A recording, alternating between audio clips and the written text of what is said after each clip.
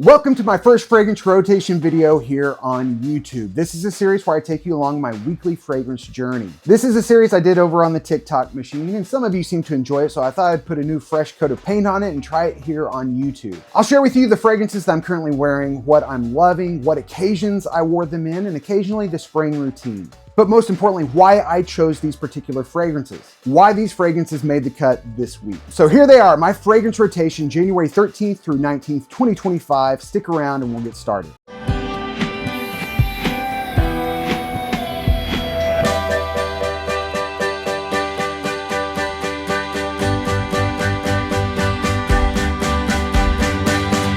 Welcome back. Before we get started, please hit the subscribe button, ring the bell, do everything you need to do so you don't miss any future related fragrance content here on my channel. On Monday, I wore Mefisto Gentiluomo from Xerjoff Casamorati. I'm a professional photographer. That's my day job. And on Monday, I had a photo shoot with a security agency. It's a headshot shoot. And Mefisto Gentiluomo is a fresh and clean, professional, citrus, powdery violet iris fragrance. There's some aromatics with above average performance, especially for such a fresh fragrance. It's classy and timeless, and it's a bit mature, but it's perfect for a guy my age in this situation. It's a perfect office scent, but in these professional situations, I have to get pretty close to the subject I'm photographing, so I don't want to come on too strong.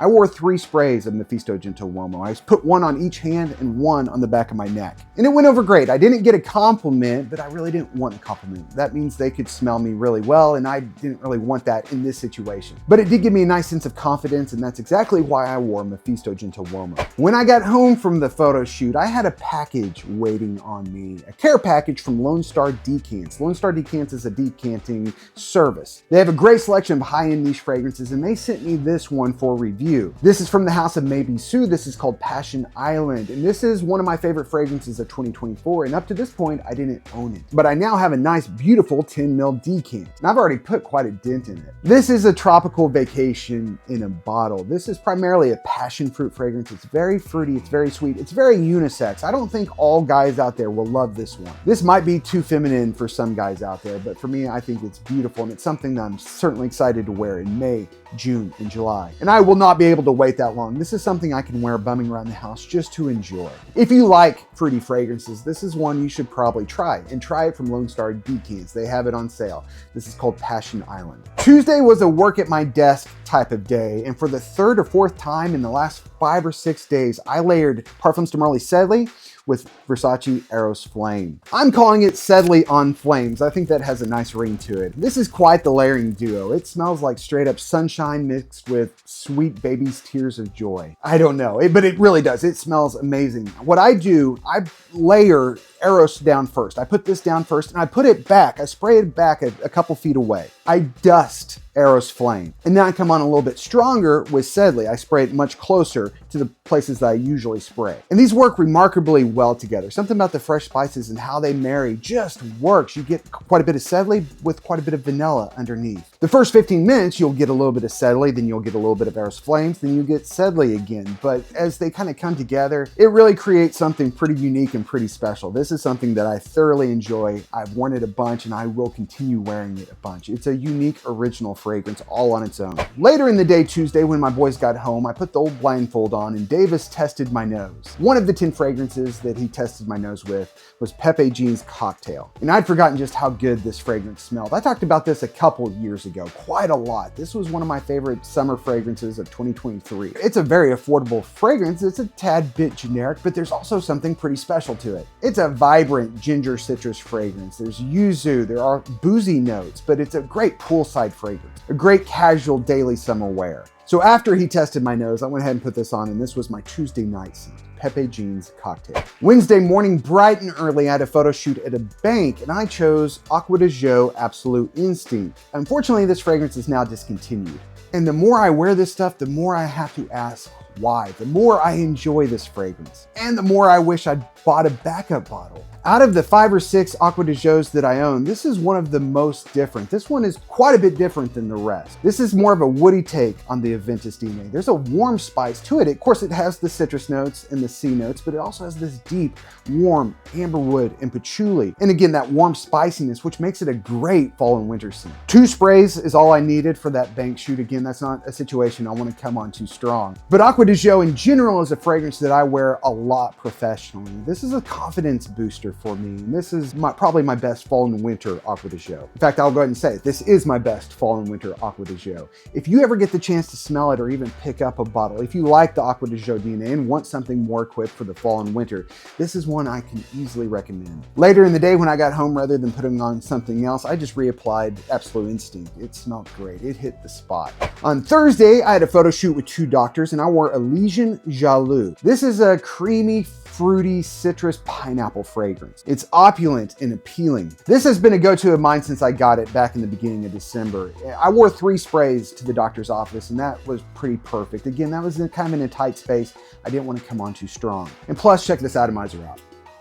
It's not very impressive. It's a mist maker with low self-esteem, but it does smell very good, and 3 sprays was perfect for that situation. And again, I can't get enough of this stuff. If you like the Creativentus DNA and you want the best pineapple money can buy, I'm pretty confident that this is it.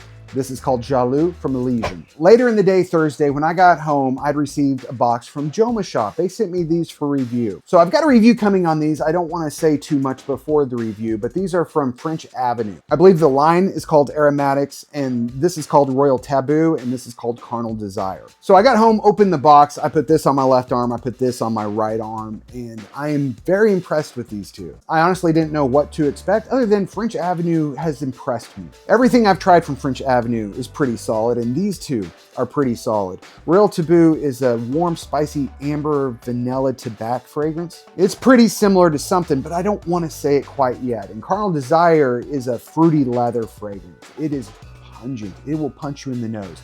Both of these are for more sophisticated noses on a budget. If you're a 16, 17-year-old kid out there watching this, this is probably not my best recommendation for you.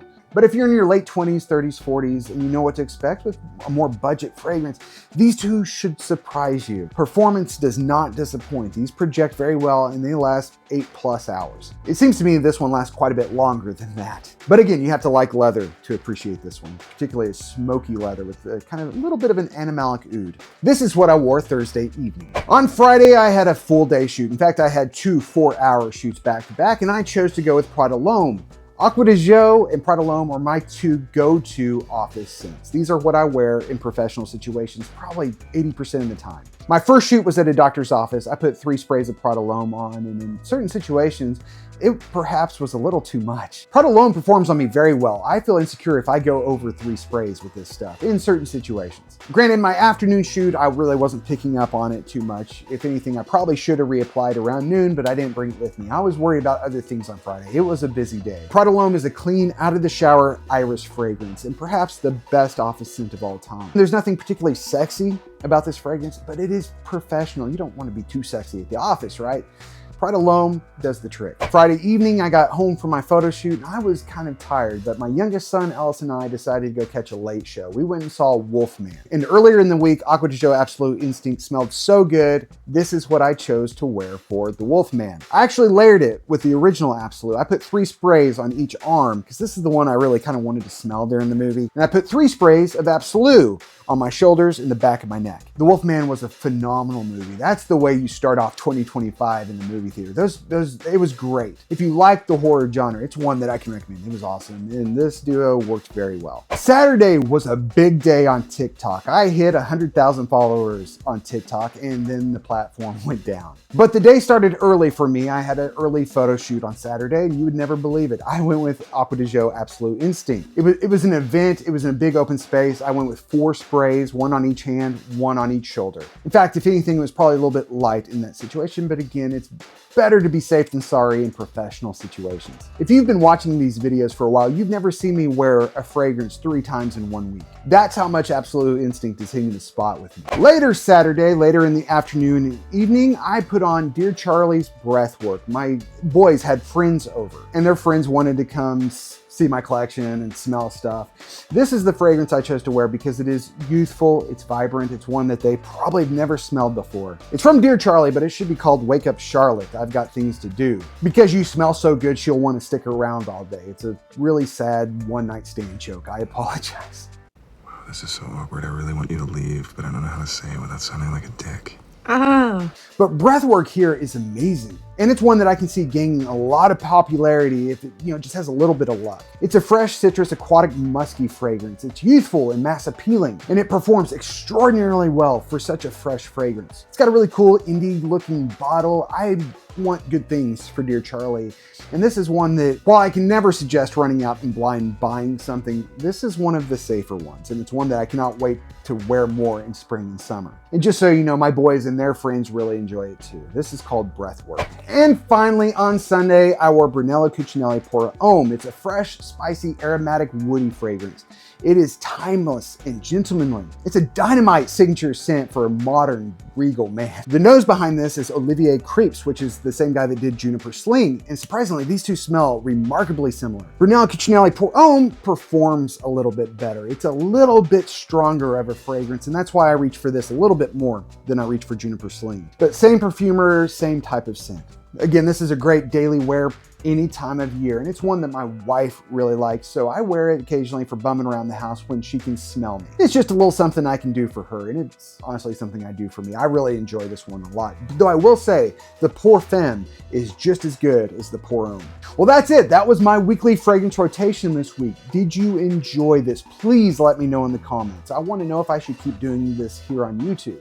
This video ran a little bit long, and I think that's okay for YouTube. That's always what I've had my mind set on. TikTok and Insta for the shorter videos, and YouTube for the longer videos. Let me let my hair down, so to speak. Take my time in describing something. That's what I want this to be here, if you like it. Please don't hesitate to let me know in the comments. I'm Marshall the Scent Addict. Please don't forget to subscribe, ring the bell, and come back and see me next time.